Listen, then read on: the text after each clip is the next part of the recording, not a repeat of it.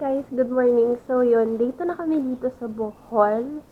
And for today's agenda, mag-ano kami, mag-tour kami around sa lahat ng tourist spots dito sa Bohol.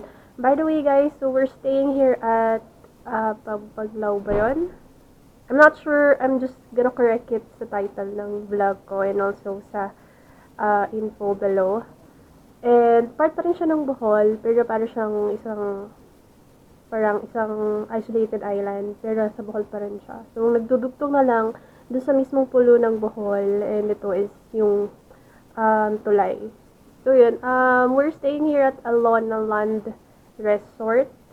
And, tour ko kayo ng konti doon sa mga kaya ko lang abutin kasi we'll be leaving dahil we'll be transferring to another resort. Resort. Mag-stay kami dun for another night. So, bakit? Sasabihin ko sa inyo mamaya. But first, I'm gonna tour you and syempre, room tour na rin. Okay, so let's start with the room tour first bago tayo mag-tour sa kung ano yung malapit dito sa akin. Okay, let's go!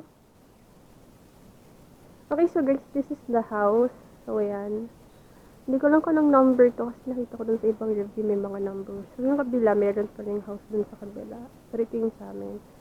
So, then, when you turn right, andito yung kitchen. So, pwede rin gamitin tong kitchen. Yan, may mga gamit din doon and all that stuff. Yan. So, then, when you turn right, left, meron ditong pwede yung chill, something like that. Then, when you open the door, so meron dito dalawang bed. Yan. Then, dito sa kabila naman, so tawag yung pinsan ko. Merong ref, then lalagyan ng damit. Gumagana yung ref, guys. Then, dito patungan. Yan, patungan. Then, dito merong TV and vault. Tapos, aircon. Then, ito yung CR. Nandito si Liam. Si Liam. Then, lababo. Then, shower. So, yon. So, yun yung room namin, guys. Ikot-ikot ko naman kayo. Hello! Nagulat ako.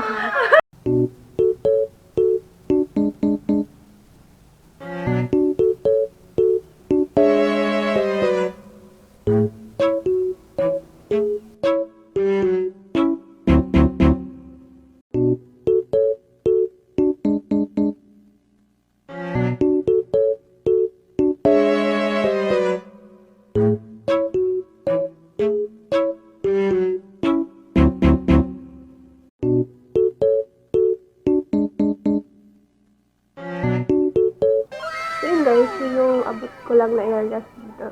So, yun nga. Okay naman yung price. So, based on opinions lang namin ng mga kasama ko. So, okay siya. Although, what's not okay is yung sa room. So, yung mga curtain, no. So, yung blanket, parang ano siya masyad makate. Then, yung bed, parang may bed bugs, yung makagat din ako. Then, yung unan, flat na flat. So, pag humiga ka sa unan, parang bagsak na yung ano mo, yung head mo. Ano pa ba? Then, yung price niya for each room, lalo na yung pag extra person, parang masyado siyang costly para dun sa quality ng rooms nila. Then, yung aircon hindi ganun kalamig. Okay naman yung shower. Init yung shower. Yung shower daw was 2K, sabi ng pinsan ko. Then, ano pa ba? Makati yung bed. So, parang hindi nila pinapalitan yung mga cover ng bed. Yung towels, yung isa ko pa napansin, yung towels, madumi. As in, tama ko kunin yung towels, guys. Wait. I'm gonna get one towel. Where's the white towel? Where's the white towel? That's white. That's gray. Gray towel. So, ayan guys, kinuha ko na yung towel. O, tingnan nyo yung kulay ng towel. Puti siya, pero kita nyo ba? Parang may itim-itim na part. Kita nyo ba? Ayan. Same with this. So, ayan. O, ito pa isa, o. Hindi siya white towel. Gray towel siya. So, I'm calling out Ikaland. Guys, fix your resort and everything. So, change your towels. So, it's so unhygienic. Kahit nalaba siya, if it was like this, so, alam niyo yun, hindi siya clean, hindi siya mukhang clean kahit sabihin mong laba siya. So, please do change that Ikaland. So, sayang, ang dami pa namang pupunta dito. So, fix your your things inside your resort